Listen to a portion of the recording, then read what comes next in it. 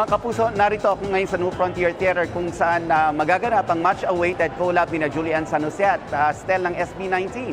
Pero bago yan, ang pulang araw kung saan kabilang si Julian sa cast members, umani ng papuri ng ipinilabas sa Netflix Philippines kagabi.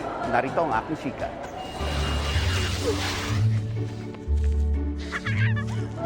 Mapapanood na sa Netflix Philippines ang pulang araw na inaabangan ng marami. Kagabi, marami ang nag-abang sa pilot episode nito at naging trending topic pa siya sa X. Ang netizens may samut-saring papuri at reaksyon sa first episode ng pulang araw. Mula sa cinematography, production design at acting skills ng mga bida nito.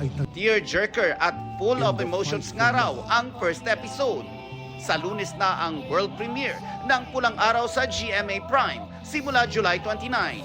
Pero bago yan, nakipagtsikahan muna sa atin ang Pulang Araw stars. Ano-ano kaya ang naging adventure sa Pulang Araw ng ating mga bida? Vaudeville performances namin ni Sanya. Hindi rin kasi talaga biro. Madalas po sa mga eksena, hindi po ako nagpapadouble. Kasi gusto ko ako talaga yung maka-experience, nakakadagdag siya sa knowledge. Mag-aral ng bagong lengguwahe kasi para doon sa character. Every taping, talagang tinututukan ko yung lengguwahe na binibigkas ko.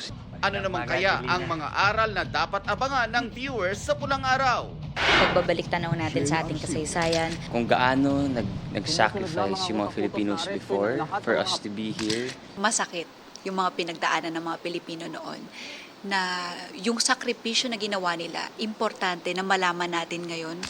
Ng kalayaan, ng mga bagay na nagagawa nila ngayon na kung hindi dahil dun sa mga taong nagsakripisyo at namatay during that time, wala tayo nito ngayon.